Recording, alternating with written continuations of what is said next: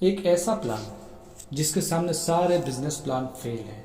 एक ऐसा प्लान जो हर तरह का व्यक्ति अपना सकता है। एक ऐसा बिजनेस मॉडल जिसमें ना कोई इन्वेस्टमेंट है और ना ही कोई प्लेसमेंट। जी हाँ, आज हम आरसीएम बिजनेस प्लान को समझेंगे बहुत ही सीधे और इजी तरीके से। तो आइए साथियों, शुरू करते हैं। आज हम इस दुनिया में आए हैं तो हर कोई व्यक्ति कोई ना कोई काम करता है। क्यों?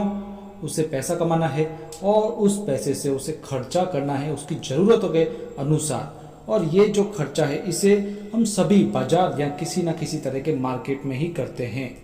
अब ये जो मार्केट है इसमें हम सभी एक ग्राहक हैं, एक कस्टमर है, और हम सामान लाते हैं।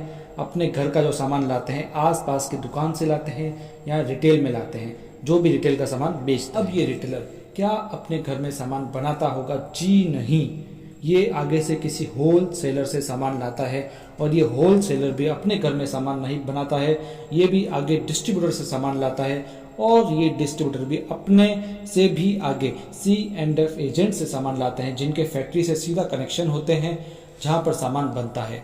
और ये C&F एजेंट फैक्ट्री से लॉट में माल उठाते लॉट में ट्रांसफर करते हैं। तो ये है एक सप्लाई चेन जिससे सामान फैक्ट्री से हम तक पहुंचता है। इसे ट्रेडिशनल मार्केट भी कहा जाता है क्योंकि यह सिस्टम सदियों से चलता आ रहा है। अब इसमें यदि हम गौर करें तो फैक्ट्री में कोई 50 रुपए की चीज बन रही है तो क्या वह हमारे तक आते आते 50 की रहेगी? जी नहीं, उसकी रेट 2 गुनी या उससे ज्यादा भी हो सकती है। क्यों? क्योंकि ये जो फैक्ट्री और कस्टमर के बीच बिचौलिए बैठे हैं ना, ये अपना अपना मार्जिन लेते हैं, और कम से कम बिचौलिए 20% मार्जिन ले जाते हैं। और कंपनी अपने प्रोडक्ट के प्रचार के लिए भी विज्ञापन करवाती है, जिसमें बड़े बड़े सेलिब्रिटीज को करोड़ों रुपए दिए जाते हैं विज्ञापन के लिए, जो हम अक्सर टीवी में देखते हैं। तो कम से कम 30% पैसा विज्ञापन पर भी चला जाता है। तो 50% पैसा हम एक्स्ट्रा दे रहे हैं हर एक सामान पर, जो कि हमारी जेब से लग रहा है। और ये जो बीच वाले हैं ये अपने लालच के लिए कंपनी के सामान में फेर बदल भी कर सकते हैं या मिलावट भी कर सकते हैं। यानी हम तक सामान महंगा भी आ रहा है और शुद्धता की भी कोई गारंटी नहीं है। इसलिए इस सिस्टम में कुछ परिवर्तन किया गया। इसमें यह देखा गया कि सप्लाई चेन में सबसे महत्वपूर्ण कौन है। इसमें सबसे महत्वपूर्ण है कस्टमर और फैक्ट्री, क्योंकि फैक्ट्री में सामान बनेगा तो ग्राहक तक पहुंचेगा, और ग्राहक यदि लेगा नहीं तो सामान कहाँ जाएगा। इसलिए दोनों इंपॉर्टेंट है।